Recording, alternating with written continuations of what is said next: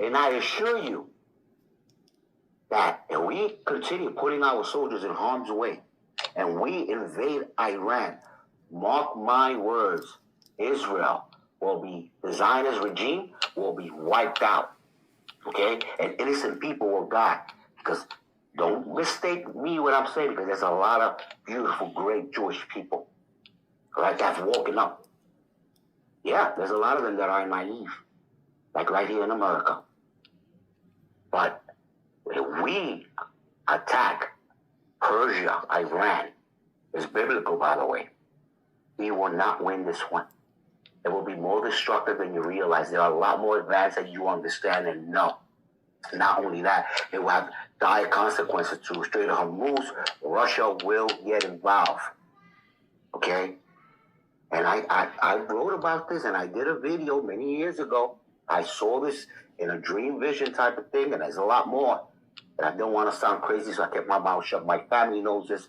We know this, and I knew it was going to come down to this, so I did the video, and I said it in the video. And those of you, it's been a few years, it's on YouTube. You can listen to it. At that time, who the hell knew about anything about Iran and Israel attacking Iran? Iran will, I'm telling you, will go all there, where they store their nuclear weapons. It's going to get out of hand, and it's going to affect us, and we are going to be embarrassed because they are a lot more advanced than we understand. At least that's what I saw in that vision I had. Whether it happens or not, this is why I'm so concerned what's going on, because we go in there drastically in a fruit basket. And I'm going to tell you something else. Keep in mind that both parties work together. There are an elite that run them, and it's been proven already. They're not representing we the people or America first. They're representing Israel and many of the elites and Zionist regime powerful people that many are in our country along with other elites. And that's a fact. This is why the media you hear is not going to tell you. This is why huge companies like BlackRock and all that is too powerful. And I think we have passed the point of no return. In charge of the CDC that was controlling and telling our government to shut down small businesses and what they recommend for the mandates of the vaccines and Pfizer and all this. The director of the CDC was Rochelle Walensky, dual citizenship with Israel. She's a Jew. Deputy director of the CDC, Ann Shawalchik, dual citizenship with Israel, Jew. CDC Chief of Staff, Sherry Berger, dual citizenship with Israel, Jew. CDC Chief Medical Officer, Mitchell Wolf, dual citizenship with Israel, Jew. CDC Director of the Washington office. This is pertinent to the topic. Yeah, this is pertinent to COVID. So, Director of the CDC of the Washington office, Jeff Resnick, dual citizenship with Israel, Jew. COVID SAR, Jeff Zaints, dual citizenship with Israel, Jew. COVID Senior Advisor, Andy Slavitt, dual citizenship with Israel, Jew. Assistant of Health Secretary for Human Services for our country, the Assistant of Health Secretary, Rachel Levine, transgender, dual citizenship with Israel. Yes, Jew. I'm going to ask that you hold off, Christopher. The chair has ruled that your comments are out of order. She's asked you to stop. How is it out of order? The chair has... He said Jew. There's nothing wrong with Jew. It's not derogatory. Head of Pfizer Vaccines, Albert Bourla, dual citizenship with Israel, Jew. Pfizer Chief Scientist, Michael Dostin, dual citizenship with Israel, Jew. Moderna Chief Scientist, Tal Zaks, dual citizenship with Israel, Jew. BlackRock, everyone know BlackRock? BlackRock CEO, Larry Fink, dual citizenship with Israel, Jew. I said we're willing to sacrifice our ego, our reputation, and our lives. Yes, ma'am, and I love you, and I appreciate your patience. BlackRock President, Rob Capitale, dual citizenship with Israel, Jew. The CDC Chief Medical Officer of Johnson & Johnson, Joanne Waldstreicher, dual citizenship with Israel, Jew. Chief Medical Officer of Merck, Michael Rosenwald, dual citizenship with Israel, Jew. Head Advisor of the World Economic Forum, Yuval Harari, dual citizenship with Israel, Jew. And that's only talking about COVID. That's not talking about who's in charge of Christopher, you need to stop. Not about who's in control of the media or the banks. I can go on. God bless y'all. Thank you for your patience. Well, the translators are gone, and the live stream is waning, which means that if we just listen to my colleague Matthias, the best thing in the world would be to leave it to you, the people. Now it's up to you to share what clearly, based on the cavernous emptiness we see in all of these spaces, is only going to be heard if you share it. So it feels very appropriate that I should be the one with the quietest voice. But let's let that lion roar, shall we? I'm done talking about COVID, and I'm done talking about SARS-CoV-2, and I'm done for a very simple reason. For 110 years, we, the people of the world, have been lied to. We're a group of very small number of criminal industrial conspirators decided to subordinate the entirety of the human population for the purpose of their sinister plans to enrich themselves while impoverishing and killing the rest of humanity. And I'm done being polite. We've long passed polite. When the words acceptable death rate become part of an industrial norm, we have lost the plot of humanity. And that's not my words. Those were the words of the World Health Organization and of Pfizer and of Moderna when they were given the authorization to begin the process of killing human beings in the interest of advancing their goals. Next slide. And I'm also not going to sugarcoat this. This is a criminal cartel. We are acting as though there's some sort of redeemable quality somewhere in some esoteric layer that somehow or another the World Health Organization must have some salutatory benefit. Well, I'm going to tell you, since its formation in the 1940s, the World Health Organization has been nothing more than a criminal cartel that has a sole and singular intent. And I will show you the document that proves what I'm saying. This is not an allegation. This is actually provable by their own words in their own hand. And they use a four-step process to execute every one of their nefarious plans. They begin by planning an exercise, then they go to the business of funding that exercise, then they create the rationale for the thing that they're going to do, and then they deploy and profit from it. And in violation of 15... And do you have any science to back up your opinion? The best data are autopsies. So in the largest autopsy series published to date, I know because I'm the senior author, of all the deaths we examined, and we re-reviewed them. We had an adjudication committee. We had ways of arbitration deciding on did the vaccine cause death. The answer is, of these cases that came in for autopsy after vaccination, 73.9% of individuals, it was determined that the vaccine was the cause of death. First author is Holscher and colleagues. He's sitting right behind me. And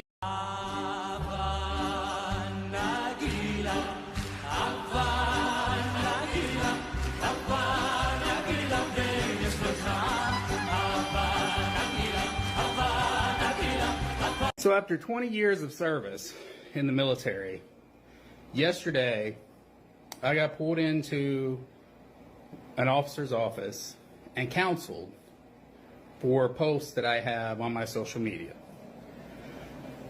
During the counseling, they told me I'm under investigation as a threat to national security. When I asked for proof, like what the posts were yesterday, they refused to give it to me. They made me come back today to further go over stuff. They gave me the proof, and the proof they gave me are anti-Israel posts. Now, when I joined the military, I took an allegiance to support the United States of America. I did not ever take an allegiance to support Israel. But yet, I am deemed a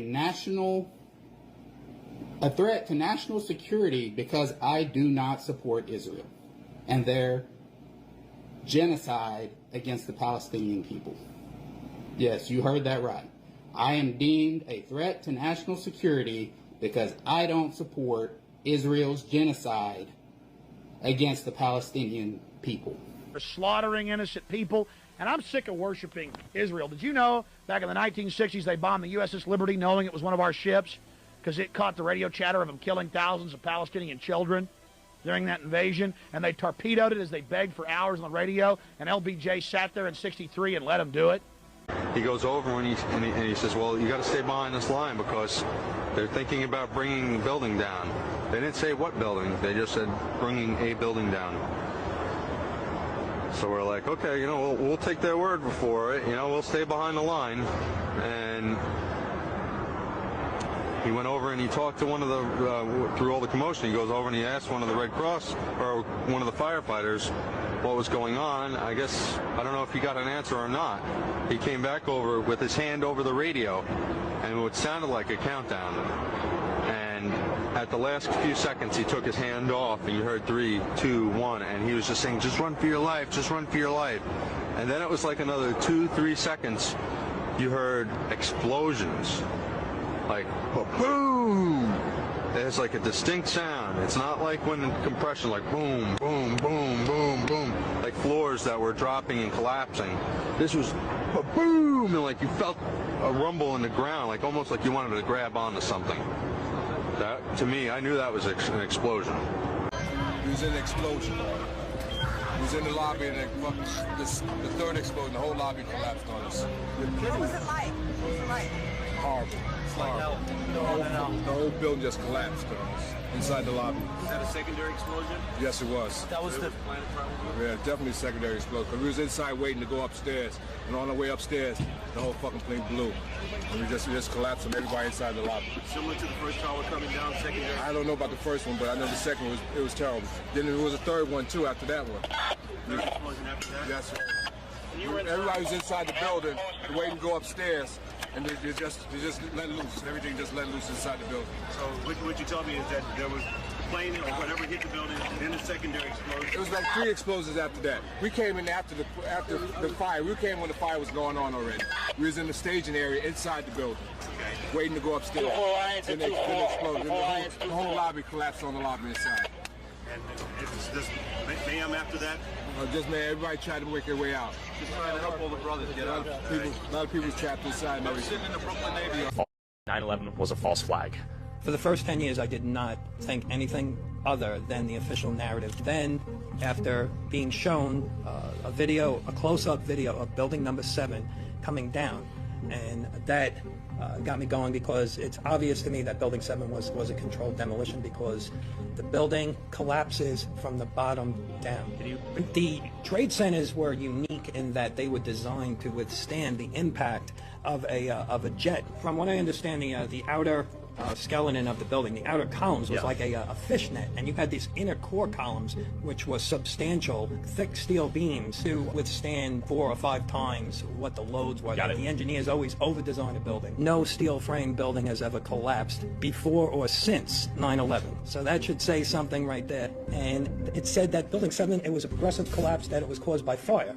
But progressive collapse, unlike the Twin Towers collapse from the top down. That's a progressive collapse, floor by floor by floor. But if you look at the videos of building 7 collapsing, it collapses uniformly. It's collapsing from the bottom. The building stays intact all the way to the bottom of the ground, and you could see the sides caving in on it. For a building to collapse uniformly, which the videos show, all the load-bearing columns would have had to have failed simultaneously. Now, fire doesn't act like that. I came across an analogy of the Twin Towers, and if you could visualize cast iron stoves stacked one on top of each other. The stoves up at the top, yes, there's fire and they've been damaged, but the stoves on the bottom, they haven't been damaged. So the structure underneath all of that is intact. So it's impossible for a building to collapse near free fall speed and increase without a controlled demolition. You're running into the path of most resistance. So something else is going on. I don't believe that it was just the planes or the fires. I think that, and they examined the dust and they found what they call thermitic material, which is like an explosive incendiary, which was in the dust samples, and that's documented. There were reports of the buildings were undergoing an extensive elevator renovation in the 2 or 3 years prior to. All kinds of workers, they had access to the cores of the building. And on the day of the attack, the elevator company would not assist in the operations of the elevators. And the elevator company was the elevator company. It subsequently went out of We made it outside. We made it about a block.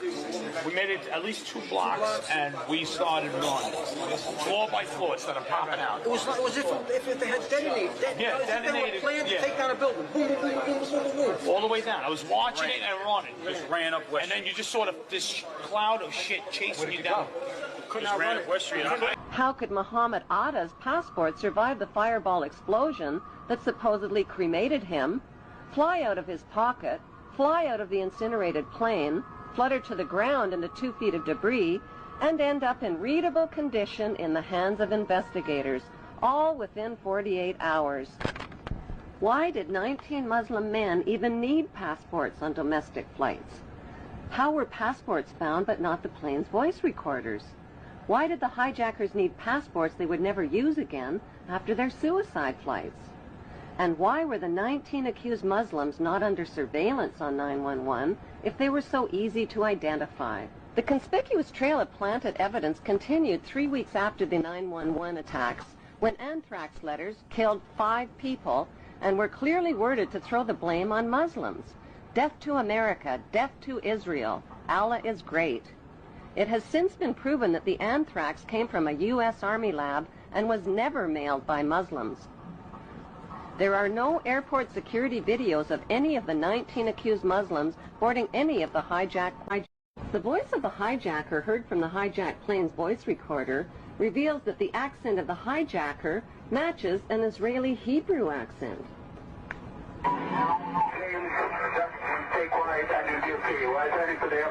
The next transmission comes seconds later.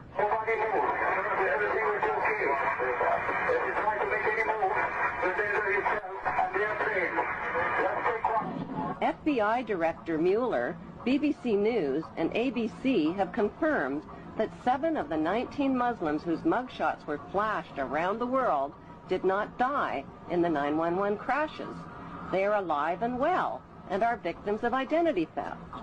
An 8th accused Muslim died 1 year before the 911 hijackings even occurred. Who stole their identities, and why isn't the FBI looking for them? If the hijackers really were Muslims, why would they steal the identities of fellow Muslims and implicate them? Wouldn't they be more likely to steal Israeli identities and put the blame on Israelis? If the hijackers were Israelis, wouldn't they be likely to steal the identities of Muslims and put the blame on Muslims? You said you spoke to Fire Chief Negro, denies talking to you on that day of 9/11. Can you answer those questions and address the theories against you? I suggest to everybody's consideration that we all look at the thousands of pages of testimony that have been rendered in the many years since 9/11, and let's use today's session for some of this. Are you aware of testimony of bombs in the building before the building collapsed, sir? Are you aware of that testimony? Sir, there's testimony by Barry Jennings. Sir, you don't have to touch me. Listen, I'll walk away. All I'm asking is a question. I don't have to be kicked out. It's a legitimate question. You don't have to put your hands on me. But all I'm saying is, no, I'm not. I'm here asking. The question was not answered. That's why I have agreements. Larry Silverstein was told not to come into work. That's why him, his daughter, and his son never showed up to work on 9/11. He put an insurance policy on the buildings. Reporters, do your job.